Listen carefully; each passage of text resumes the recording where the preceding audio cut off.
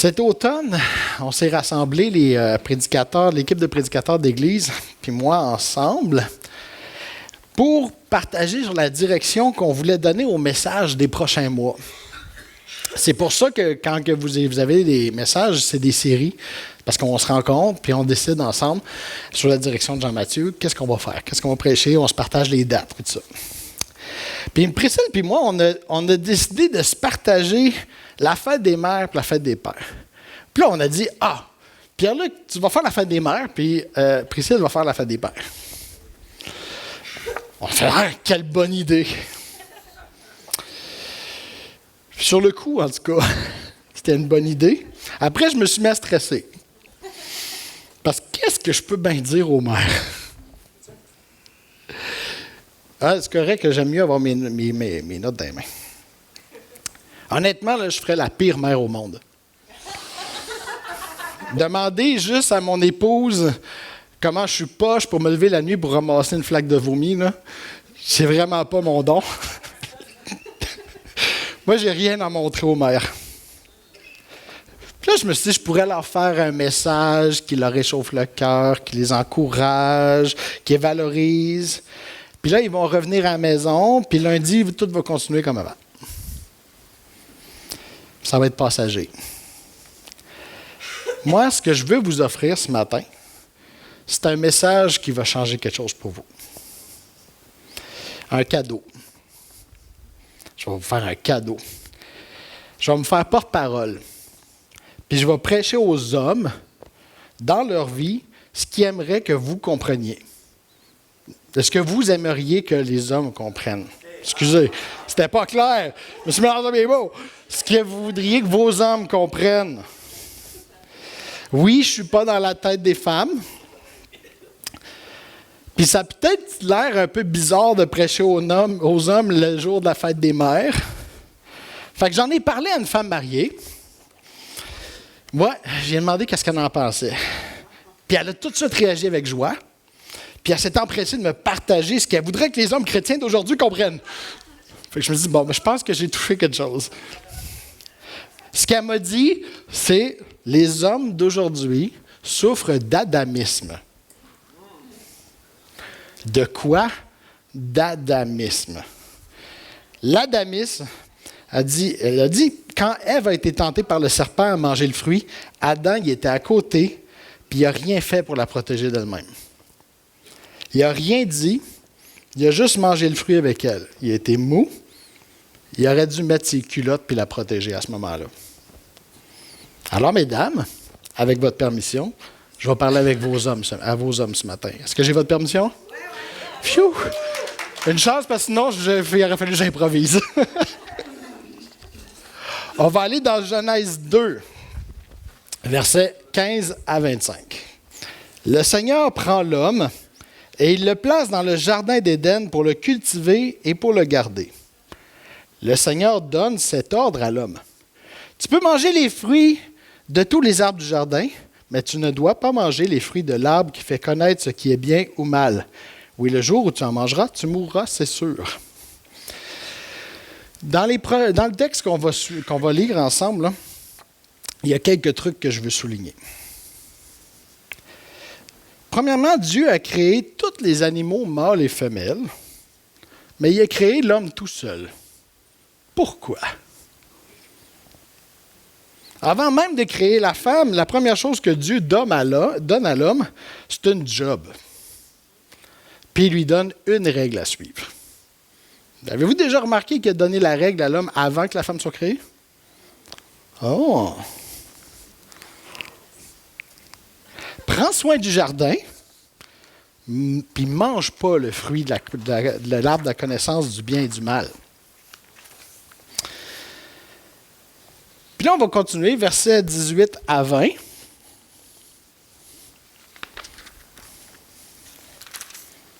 Le Seigneur Dieu se dit, « Pour l'homme, ce n'est pas bon d'être seul. Je vais lui faire une aide qui lui convienne parfaitement. » Avec de la terre, le Seigneur fait toutes sortes de bêtes sauvages, toutes sortes d'oiseaux. Il les emmène à l'homme pour voir comment celui-ci va les appeler. Chaque animal doit avoir le nom que l'homme va lui donner. L'homme donne un nom à tous les animaux domestiques, à toutes les bêtes sauvages, à tous les oiseaux, mais pour lui-même, il ne trouve pas l'aide qui lui convienne parfaitement.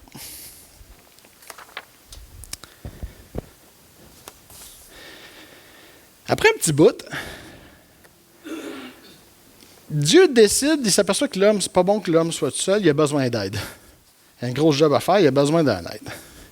Fait qu'il dit à l'homme, trouve-toi un helper parmi les animaux. Je te donne tous les animaux, là, choisis un, là, le meilleur helper que tu peux trouver. L'homme cherche, mais il ne trouve pas. Puis après ça, Dieu va créer la femme. Versets 21 à 24.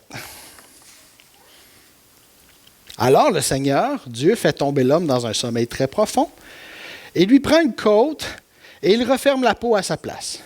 Avec cette côte, le Seigneur fait une femme et l'emmène à l'homme. Alors l'homme dit 7 fois, voici quelqu'un comme moi par tout son corps. On l'appellera femme de l'homme parce qu'elle vient de l'homme. C'est pourquoi l'homme quittera son père et sa mère pour vivre avec sa femme et les deux vivront comme une seule personne. Moi, je pense que IKEA devrait prendre l'exemple de la technique de Dieu. Tu achètes le meuble, tu te débrouilles avec, puis 2 jours après, tu reçois les instructions. Je crois que Dieu est pédagogique ici, là. C'est sûr qu'elle a créé la femme, c'est l'ordre de la création. Il avait donné un mâle, une femelle avec tous les animaux. C'est sûr, c'était dans son plan. Mais il a laissé le temps à l'homme de se débattre tout seul un bout dans sa tâche pour qu'il comprenne qu'il avait besoin d'aide. Qu'il n'était pas capable tout seul. Il a même fait chercher lui-même une aide avant de lui en donner une. Il voulait que l'homme comprenne son besoin de la femme. Il voulait lui donner de la valeur à ses yeux. Puis ça a marché. Parce que l'homme était tellement content de voir le pétard que Dieu lui avait fait. Il saute de joie, là. Wow! Deuxième chose. Jean-Mathieu, j'aimerais ça tu viennes m'aider, on va reculer le piano un petit peu. Juste un pied, là, pour me faire de la place. Ouais? Mais on va le prendre ensemble. Juste là. Je recule un petit peu. Tiens. Parfait. Merci, Jean-Mathieu. Jean-Mathieu, reste ici. Merci pour ton aide, Jean-Mathieu. Reste ici. Est-ce que tu as senti que je te contrôlais? Non. Non? Comment tu qualifierais la dynamique qui s'est installée entre nous pendant qu'on bougeait le piano? Ça a bien été. Ça a bien été? Je suis quand même docile. T'as-tu senti qu'il y avait de la collaboration? On collaborait ensemble pour bouger le piano? Fallait être efficace. Fallait être efficace, bon. OK. Mais clairement, dans cette tâche-là, j'avais le leadership. Ouais.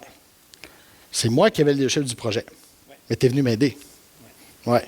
J'ai pris la responsabilité, mais je ne t'ai pas dominé. Non. Parce que nos rôles étaient clairs. Merci, Jean-Mathieu.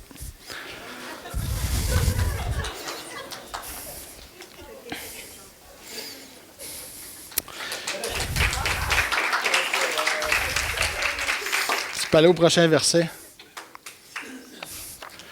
Je vais lui faire une aide qui lui convienne parfaitement. Dieu a créé l'homme, a créé la femme comme une aide, une collaboratrice dans la mission qu'il avait donnée d'abord à l'homme, qui est devenue la mission de l'homme et la femme. Collaboratrice. Il y a eu le péché, ils ont mangé du fruit. Puis après ça, on arrive à Genèse 3,16. Tu seras attiré par ton mari, mais il sera ton maître. Je veux qu'on comprenne quelque chose ici, là.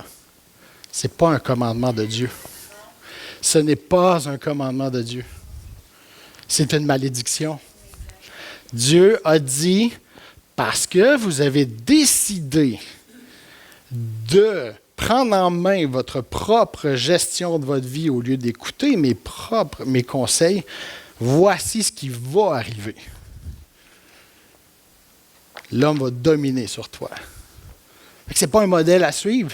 Jésus est mort sur la croix pour nos péchés. Il a réglé ce problème-là. La domination n'est pas un commandement de Dieu. On ne peut pas justifier la domination sur la femme par ce verset-là. C'est de la collaboration. Chacun a un rôle. Oui, chacun a un rôle dans le couple. Il faut faire ça clair. Mais ça ne se passe pas dans une dynamique de « je domine, tu suis ».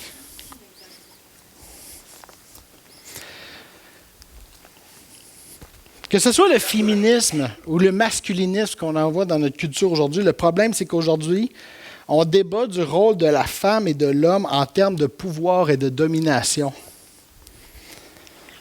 Qui va dominer?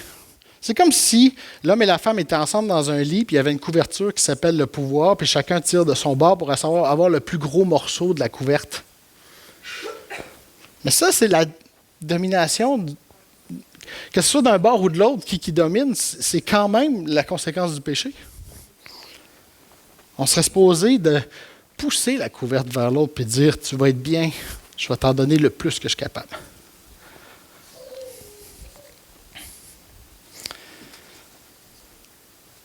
Éphésiens 5, 21 à 26.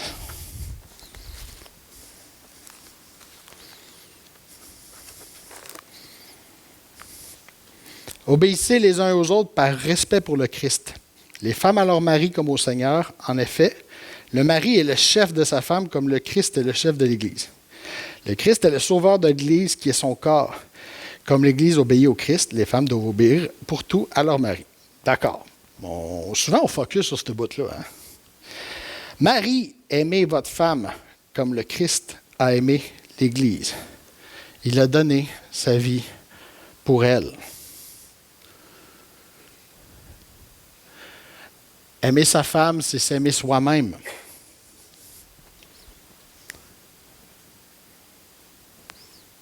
Aimer sa femme, c'est s'aimer soi-même. Non, personne n'a jamais détesté son corps. Au contraire, on le nourrit, on en prend soin, comme le Christ l'a fait pour son Église. J'ai-tu mis la mauvaise référence, ça se peut-tu? Oui, c'est pas grave.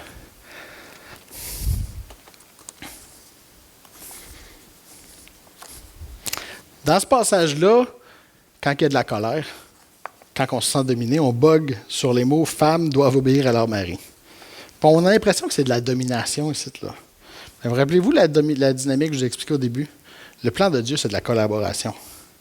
Mais ça dit « Marie, aimez votre femme comme Christ a aimé l'Église ». Christ a tout sacrifié sa personne humblement pour l'Église. Christ n'a jamais été un tyran. Il est un serviteur qui dirige. La dynamique de Dieu pour le couple, ce n'est pas une domination, c'est une collaboration. L'humilité, le sacrifice, le service dans un but commun, avec chacun un rôle et une responsabilité. L'adamisme, c'est que quand la femme, après des siècles de domination abusive, a dit « Je suis tannée, je veux avoir mon mot à dire puis être respecté », l'homme a répondu « D'accord, prends tout ce qui vient avec le pouvoir, les responsabilités, les conséquences, puis moi, je vais me laisser diriger puis je vais faire mes petits projets personnels. » C'est ça l'adamisme d'aujourd'hui. Vas-y, prends tout. Tu veux le pouvoir? Prends tout. Moi, je vais aller jouer au golf.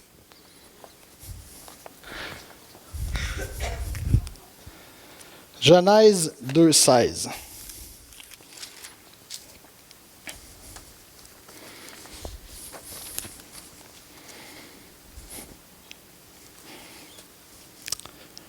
Le Seigneur Dieu donne cet ordre à l'homme. Tu peux manger les fruits de tous les arbres du jardin, mais tu ne dois pas manger les fruits de l'arbre qui fait connaître ce qui est bien ou mal. Oui, le jour où tu en mangeras, tu mourras, c'est sûr. Vous vous rappelez, tantôt, j'ai dit que Dieu l'a donné à l'homme avant qu'il crée la femme. Mais voyez-vous, le serpent, qu'est-ce qu'il fait? Il ne va pas vers l'homme pour semer la confusion. Il va vers la femme. Le serpent est le plus rusé. Il demande à la femme, « est-ce que Dieu a vraiment dit ne mangez aucun fruit du jardin?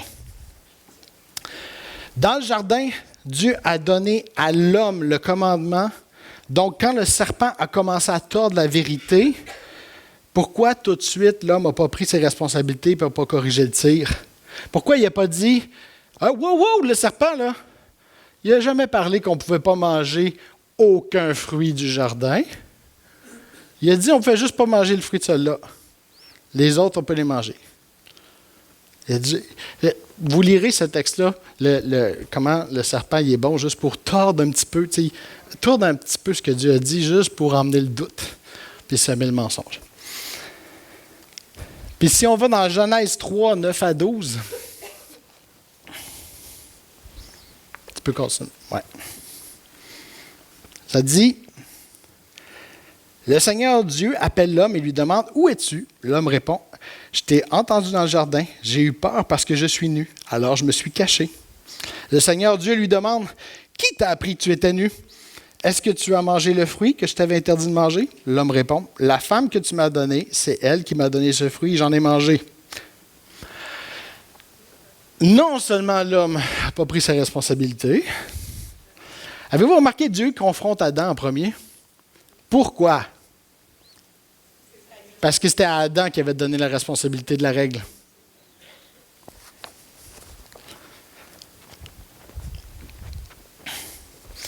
Il est responsable de la parole qui a été confiée, de la communiquer, de la protéger. Mais Adam ne manifeste aucune maturité. L'expression québécoise, c'est « il jette sa femme en dessous de l'autobus ». Il rejette la faute sur Ève. Puis il rejette la faute sur Dieu. Il dit, regardez, c'est la femme que tu m'as donnée. C'est elle qui m'a donné le fruit, j'en ai mangé. Pas ma faute. Quand tu te déresponsabilises, tu as aussi une excuse. Quand tu ne prends pas tes responsabilités, tu as aussi une excuse pour t'évader des conséquences. C'est ça aussi l'adamisme. Au lieu de prendre ses responsabilités, il jette le fardeau sur sa femme. Combien de fois, au lieu de prendre nos responsabilités, on jette le fardeau sur notre femme? Moi, le premier avec le vomi.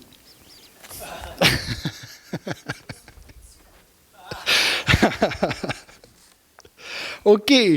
Mais là, on a fait une grosse partie théologique ensemble. Là. Mais je veux quitter la théorie puis m'adresser à des choses spécifiques du quotidien. Puis en fait, ce matin, pour être honnête, ce message vise un seul homme en particulier qui est vraiment problématique. Là, tout le monde fait « j'espère que c'est pas moi ». Je veux le reprendre parce que sa vie est tout croche. Il est dysfonctionnel, il est paresseux, il est égoïste, il est irresponsable, il est impulsif, il est violent, il est abusif. Sa femme le traîne à l'église, mais il n'est pas vraiment intéressé. Puis c'est urgent qu'il se corrige parce qu'il est en train de détruire l'avenir de ses enfants. Je parle, tu peux y aller, d'Homer Simpson.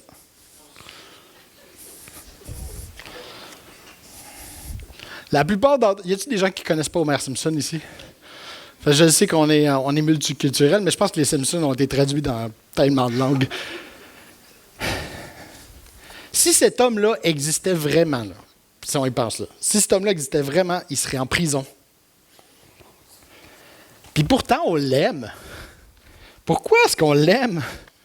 Parce que c'est une caricature. Dans une caricature, on exagère certains traits pour créer un effet comique qui rend le personnage attachant parce qu'on se reconnaît dedans. C'est de l'autodérision. On aime Homer parce qu'il est une version exagérée de nous-mêmes, de nos erreurs et de nos défauts.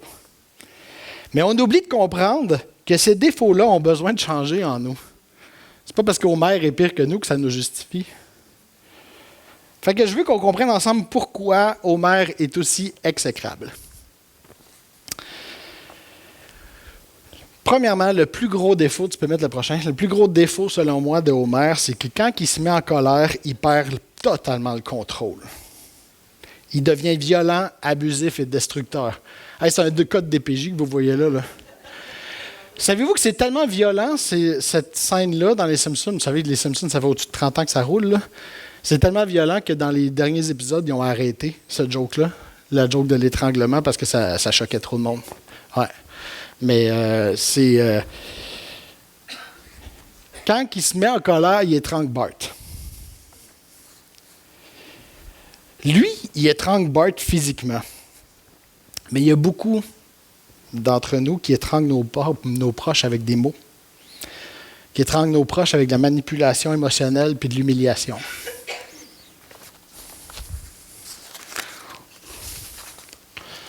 La colère, c'est une émotion, mais c'est une émotion qui se contrôle.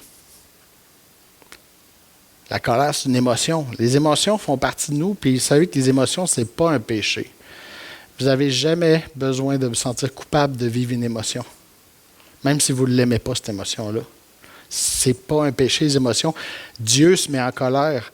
Jésus s'est mis en colère. Pourtant, il n'a jamais péché. La Bible nous dit que Dieu et Jésus se mettent... Ah, c'est ça, je l'ai dit. Mais la violence puis l'abus qui résulte d'une perte de contrôle dans la colère, ça, c'est un péché, par exemple. Éphésiens 4, 26. Quand vous vous mettez en colère, ne commettez pas de péché. Votre colère doit cesser avant le coucher du soleil. Ne laissez aucune place en vous à l'esprit du mal. Fait que pourquoi est-ce que Homer il perd le contrôle? Pourquoi il n'est pas capable de gérer sa colère? Si vous êtes un fan des Simpsons, comme moi je l'étais, j'ai plus le temps, mais j'en ai écouté beaucoup, vous découvrez à un moment donné que l'histoire d'Homer s'approfondit. Puis on apprend que Homer, tout jeune, il a été abandonné par sa mère. Il a été laissé tout seul avec un père abusif, qui le traitait mal. Tu peux mettre la prochaine? Puis face à sa souffrance, Homer s'est réfugié dans la télévision pour oublier. Il y a en lui une profonde colère contre ses parents qui l'ont maltraité, puis il explose contre ses propres enfants. Il y a un lien générationnel ici qui a besoin d'être brisé. Si vous perdez les pédales quand vous êtes en colère, c'est parce que la colère est jamais loin. Elle bouille en dessous de la surface comme une cocotte minute. Éphésiens 4, 31.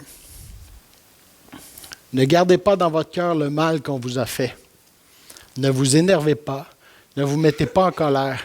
Faites disparaître de chez vous les cris, les insultes, le mal sous toutes ses formes. Voyez-vous le lien ici? Il dit, ne gardez pas dans votre cœur le mal qu'on vous a fait. Ne vous énervez pas, ne vous mettez pas en colère. Il y a un lien direct ici, là. Gardez dans son cœur le mal qu'on nous a fait. S'énerver, se mettre en colère. C'est pas de la psychologie, là. C'est direct dans la parole. Cette blessure-là ne peut pas être guérie. Elle peut être guérie que d'une seule façon. Il y a un seul remède à ça, c'est le pardon. Mais ce n'est pas facile de pardonner. Souvent, on a tellement enterré la blessure loin qu'elle est tombée dans un angle mort de notre vie.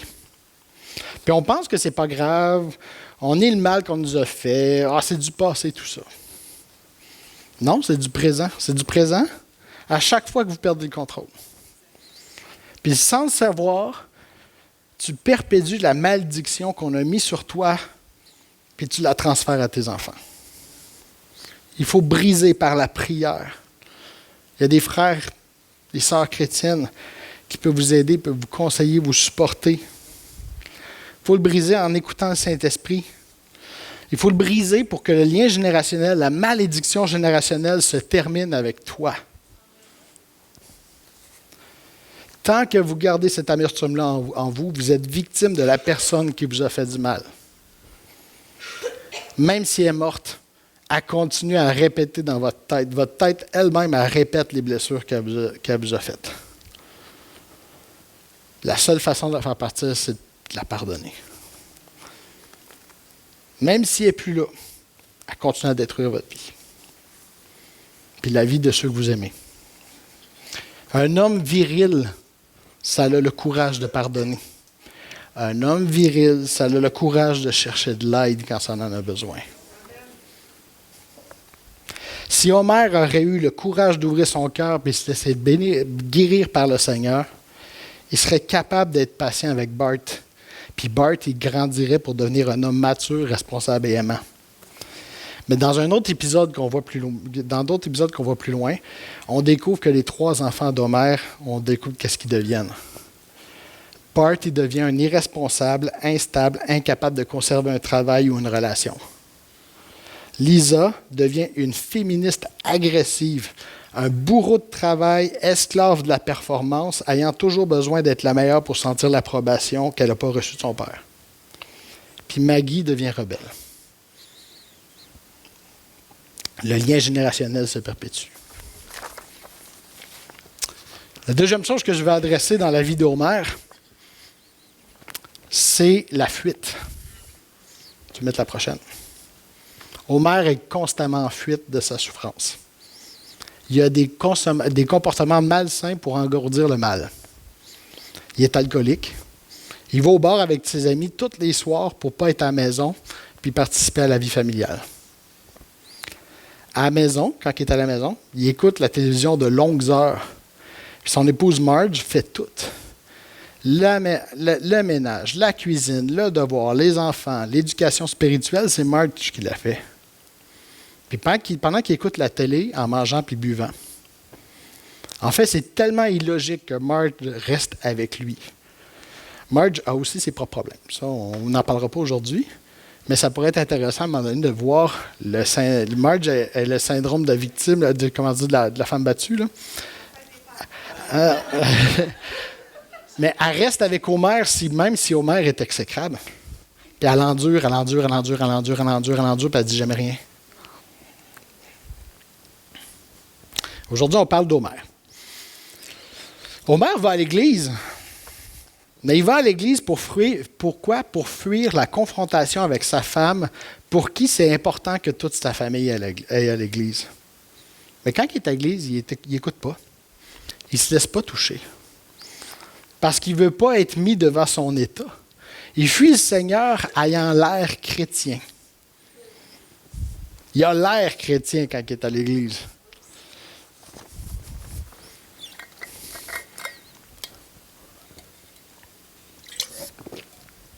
Excusez. Pour certains, c'est peut-être par les sports qu'ils fuient. Pour d'autres, c'est le travail. Beaucoup d'hommes fuient dans le travail. Pour certains, c'est les projets personnels, les loisirs. C'est peut-être les jeux vidéo, les réseaux sociaux. J'avoue moi-même m'être déjà sauvé de mes responsabilités familiales.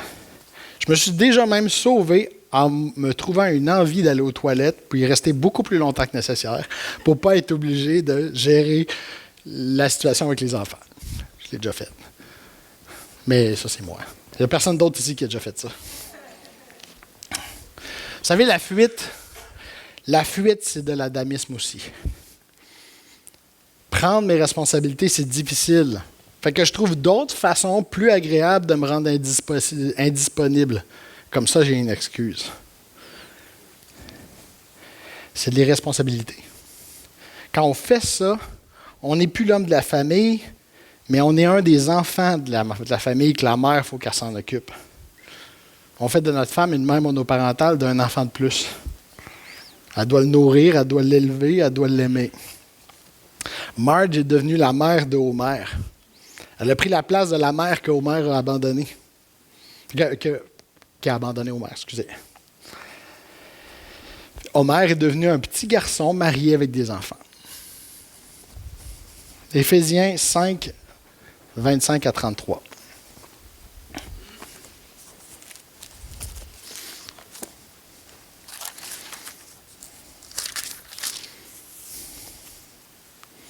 Marie, aimez votre femme comme le Christ a aimé l'Église. Il a donné sa vie pour elle, afin qu'elle soit sainte. Il l'a rendue pure par l'eau de la parole.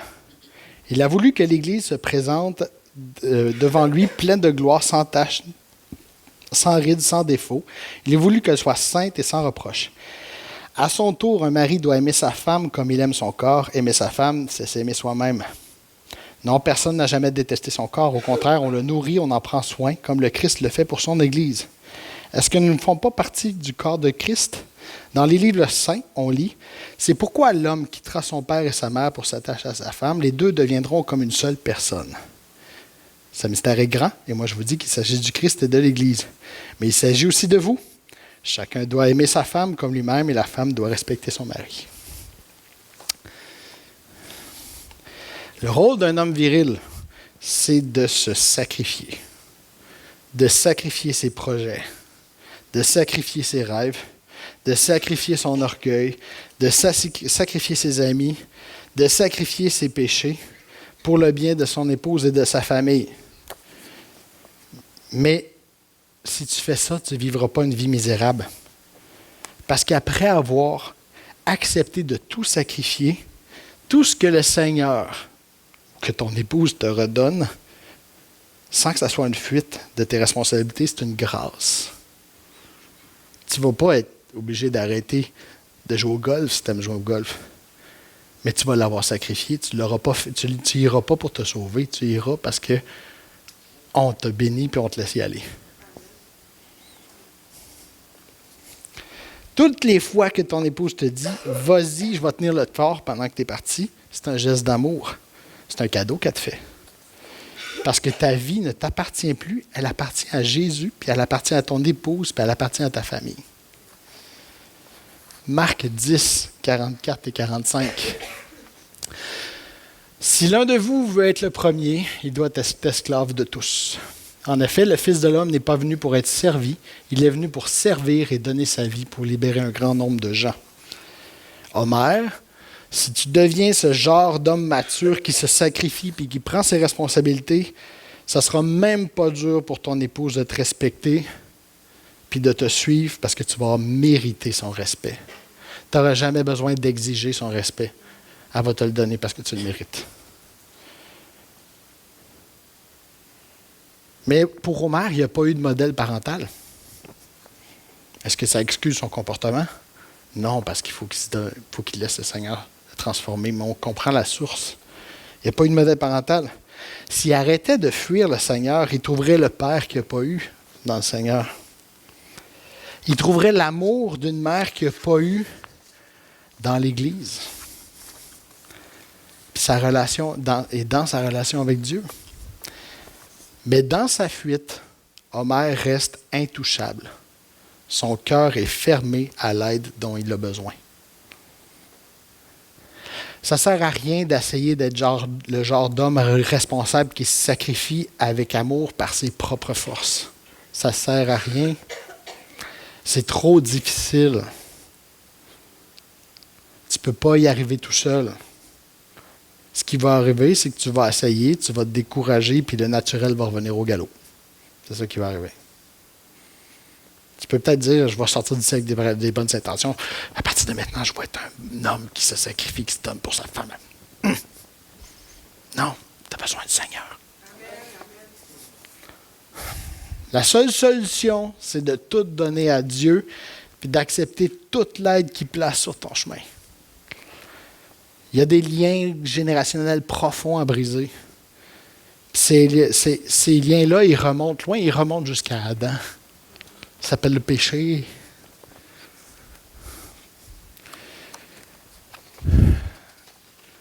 Le troisième lien générationnel que je vais vous parler, là. Parce que peut-être que vous vous dites, moi j'ai eu vraiment des bons parents. Vraiment, vraiment. Puis je peux dire moi-même, moi j'ai vraiment eu des bons parents. Il y a des liens générationnels qui ont été brisés au niveau de mon père, qui ne m'a pas transféré, parce que je connais l'histoire de ma famille. Il y a eu beaucoup de blessures, de pauvreté, mais il a donné sa vie au Seigneur, s'est laissé transformer. Ça a été brisé avec mon père, il ne me les a pas donné. Fait que j'ai eu des excellents parents, mais pourquoi j'ai quand même des comportements irresponsables? Si c'est que mon cas, les blessures dans mon cas à moi, les blessures que j'ai vécues, là, que j'ai eu besoin de guérir ne sont pas venus de mes parents. Dans mon cas, c'est venu de l'intimidation, c'est venu du rejet que j'ai vécu à l'école. Puis, si ça vous intéresse, dans les prochaines semaines, il va y avoir un podcast qui va sortir sur YouTube. Ça s'appelle l'Identité 103. Vous irez le voir, je raconte toute mon histoire, puis mon parcours à travers l'intimidation. Mais il n'est pas sorti encore. On mettra le lien sur la page de l'Église quand ça sortira. Mais ma femme est revenue l'autre jour avec une histoire familiale. Quand je l'ai entendue, j'ai fait « c'est horrible ». C'est une histoire qu'elle ne connaissait pas. Puis c'est une de ses tantes qui lui a raconté. Vous savez, moi, je ne suis pas beauceron. Je ne suis pas né en Beauce. Je suis né dans Watt, en fait. Mes parents avaient une belle maison, puis des revenus. Mais honnêtement, depuis que je suis en Beauce, il y a des choses que les Beaucerons font que j'ai toujours eu de la misère à comprendre. Je ne comprenais pas la mentalité. Puis quand j'ai entendu cette histoire-là, j'ai enfin compris. J'ai appris, tu peux mettre la prochaine, la photo là, en noir et blanc? Ouais. J'ai appris que son grand-père, à l'âge de 10 ans, a dû quitter l'école pour aller bûcher dans un camp tout l'hiver avec son père, pour faire vivre la famille. Il a pleuré à tous les jours. À l'âge de 12 ans, il était draveur. Il ne savait même pas nager. Vous savez, c'est quoi un draveur? C'est quand il faisait flotter les bio dans le temps pour transporter les bio vers l'usine. Dans la rivière, les bio restaient coincés. Le draveur, il courait sur les bio au milieu de la rivière avec un bâton, puis il débloquait les bio de bois. C'est extrêmement dangereux. Si tu tombais entre deux bio, c'était fini, tu te faisais broyer par la rivière.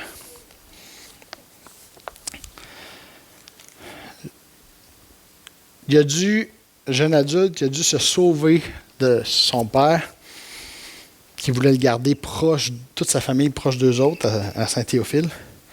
Il est parti aux États-Unis pour apprendre un métier, puis il s'est construit lui-même aux États-Unis avant de revenir en Beauce. Mon fils Jude a 10 ans. Je ne mettrai jamais, vous le voyez, le petit blond là, qui court, là, je ne mettrai jamais la pression sur lui de quitter sa mère pour aller dans un milieu de travail dangereux, rustre, puis difficile pendant des mois avec la pression de faire vivre la famille. Je ne mettrai jamais mon fils Ésaïe, qui a 12 ans, en équilibre sur des rondins de bois, dans une rivière en péril de sa vie pour un peu d'argent. Mais c'est la pauvreté qui faisait ça. Je n'efforcerai jamais mes enfants à prendre leurs ailes seuls, sans mon soutien et ma bénédiction. Mais cette histoire-là représente bien l'histoire de beaucoup de Beaucerons. C'est une misère qui a laissé des marques qui doivent être brisées. Peut-être que vous êtes quelqu'un qui est toujours anxieux par rapport à l'argent, même si vous en avez. Vous savez, la pauvreté, ça laisse des marques. Il faut pardonner. Il faut briser les liens. On est les enfants du roi le plus riche de l'univers. Puis non, on n'a aucune raison de nous inquiéter pour l'argent. Mais il y a des marques du passé dans notre histoire que Dieu veut guérir. Puis, on n'a pas à garder un cœur de pauvre. Sans la guérison, le pauvre reste pauvre même quand il est riche. On en connaît des hommes de pouvoir extrêmement puissants, extrêmement riches, cœur de pauvre. Ils détruisent tout autour d'eux autres. Sans la guérison, l'esclave va rester un esclave même quand il est libre. Sans la guérison, le petit garçon blessé va rester un petit garçon même dans sa vie adulte. Ce matin, mon appel, tu peux venir Jean-Mathieu si tu veux jouer du piano. Mon appel, ça va être un appel d'accepter, de laisser Dieu briser les liens du passé. Pourquoi je dis accepter? Parce que accepter de briser les liens du passé, c'est juste la première étape.